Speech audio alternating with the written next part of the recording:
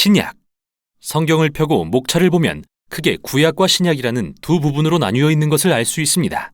여기서 약이라는 말은 언약 관계를 가리키며 신구약 모두 이 언약 관계에 관한 내용인데요. 하나님과 이스라엘 및 온 인류 간에 이루어진 언약 관계에 대한 하나의 장엄하고 복잡한 이야기를 들려주죠.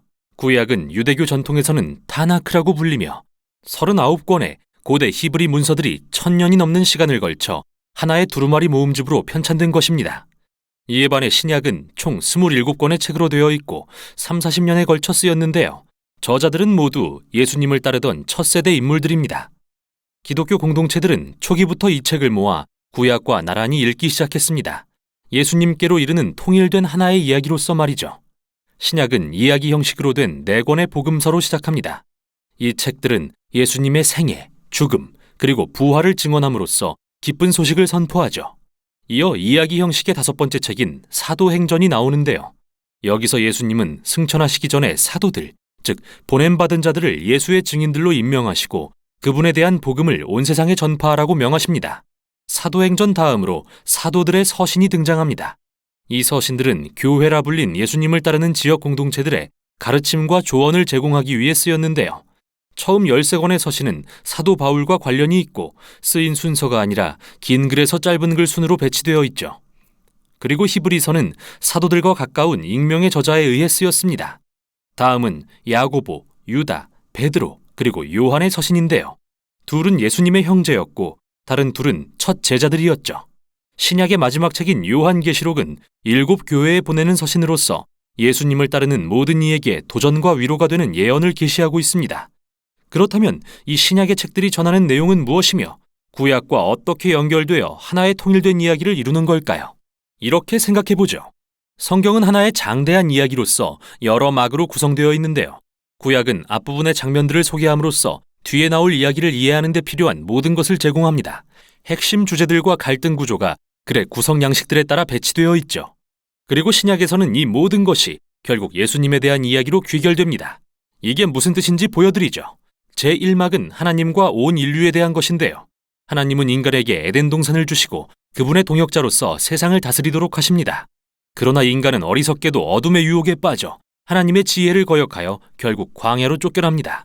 그 후 거기서 서로를 죽이기 시작하죠. 그들은 성읍들을 지어 이기심과 압제를 퍼뜨리고 결국 바벨론이라는 크고 악한 도시를 건설합니다. 하지만 하나님은 이 세상과 어리석은 인류를 사랑하셔서 구원하기로 하십니다. 새로운 인간을 보내 우리를 자멸로 이끈 악을 멸하시겠다는 약속으로 말이죠. 제2막은 하나님과 이스라엘에 대한 것으로서 1막의 주제와 양식들을 발전시킵니다.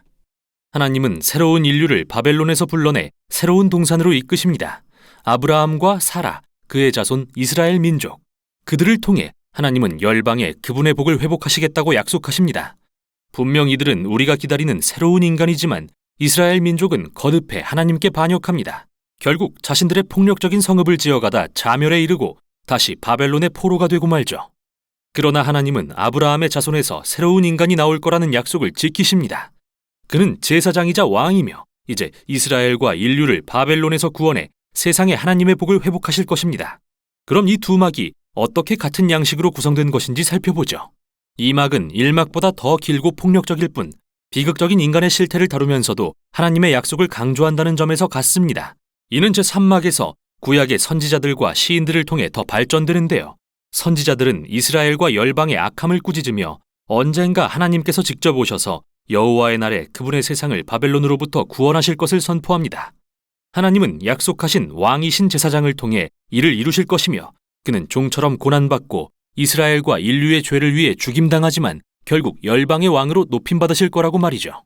그는 사람들이 바벨론을 떠나 새로운 언약 백성이 되어 하나님과 함께 새 예루살렘에서 새 창조 세계를 다스리라고 부르시죠. 구약은 이야기의 다음 막을 기대하며 끝을 맺는데요. 신약을 펼치면 동일한 이야기가 이제는 예수님을 통해 전개됩니다. 그럼 살펴보죠. 4개의 복음서는 나사렛의 예수님을 열방에 하나님의 복을 회복할 약속하신 아브라함의 자손이자 악을 멸하고 하나님과 인류의 언약 관계를 회복하실 새로운 인간으로 소개합니다. 즉 예수님을 인간이자 그 이상으로 묘사하죠. 그는 두루 다니며 약속하신 하나님 나라가 가까이 왔다고 선포하시고 마치 신성한 이스라엘의 왕처럼 말하고 행동하시죠. 그러나 예수님은 자신을 왕이라 칭하지 않으시고 인자, 즉 종이 되어 섬기러 온 인간이라고 하십니다.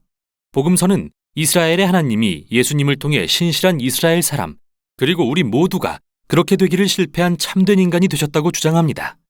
예수님의 사명은 인류의 죄 아래 숨어 우리를 이기심, 폭력, 죽음으로 유인하는 어두운 악을 대적하는 것이었는데요. 그런 악은 어떻게 물리쳐야 할까요? 놀랍게도 복음서는 예수님이 자신을 내어주어 인류의 죄를 위해 죽으심으로 악을 이기셨다고 답합니다. 역설적인 보좌인 십자가 위에서 말이죠. 거기서 그분은 비폭력, 용서, 자기 희생의 사랑보다 더 강한 것은 없다는 자신의 가르침을 실천하셨죠. 세상을 향한 하나님의 사랑은 악과 죽음보다 강해서 예수님을 부활의 새 생명으로 이끌어 새로운 인간의 원형이 되게 합니다. 그리고 이야기는 사도행전으로 이어집니다. 성령의 권능으로 하나님은 예수님의 제자들이 그분의 삶과 사랑을 세상에 전파하게 하십니다. 옛 인류를 떠나 모든 민족이 하나 되는 예수님의 다민족 가족, 즉 새 인류로 초대합니다. 이제 사도들의 서신이 등장할 차례인데요. 사도들은 초기 기독교 공동체들을 향해 부활하신 왕 예수님에 대한 기쁜 소식이 어떻게 역사를 바꾸고 우리 삶의 모든 영역을 변화시키는지 들려줍니다. 또한 복음을 설명하면서 끊임없이 구약의 이야기들과 예수님의 이야기를 인용함으로써 우리 삶의 이야기를 장대한 성경 이야기의 일부로 이해하는 방법을 소개하죠. 인류가 바벨론의 포로로 붙잡혀 있을 때 예수님이 새로운 집을 세우기 위해 오셨습니다. 우리 모두 저마다의 이기심과 죄라는 이집트의 노예로 살고 있을 때 예수님이 유월절 어린 양으로 죽으심으로 인해 해방되어 약속의 땅에 들어가게 되었죠. 우리의 옛 인류는 죽어 먼지가 되어 마땅한데 예수님의 부활로 새 인류를 위한 새 미래가 열렸습니다.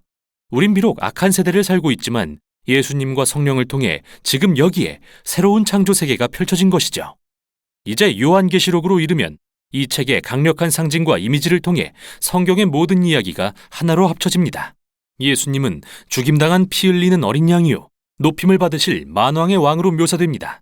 그분은 자신의 백성을 노예와 바벨론의 포로에서 구원하십니다. 그들이 바벨론의 영향력을 거부할 때 죽임당한 어린 양과 함께 고난을 받아야 할지도 모르지만 부활하신 왕을 따른다면 죽음조차 새 창조 세계의 도래를 막지 못할 것입니다. 그리고 이곳은 에덴 동산과 같은 새 예루살렘 성, 오랜 포로에서 벗어난 새 인류의 진정한 집으로 묘사되죠. 성경의 마지막 장에 이르면 하늘과 땅은 다시 하나가 되고 새 인류는 성경 첫 장에서 받은 사명을 따라 세상을 하나님의 사랑과 능력으로 다스리게 됩니다. 신약은 정말 놀라운 책들의 모음집입니다.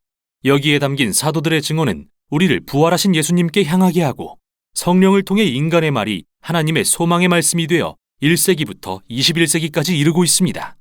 모든 책이 하나님께서 어떻게 예수님과 성령을 통해 역사의 최종 목표인 새롭게 된 창조 세계로 이끄시는지 보여주죠. 그래서 사실 이 이야기의 끝은 들려지지 않은 새로운 이야기의 시작인 셈입니다. 이게 바로 신약이 전하는 내용입니다.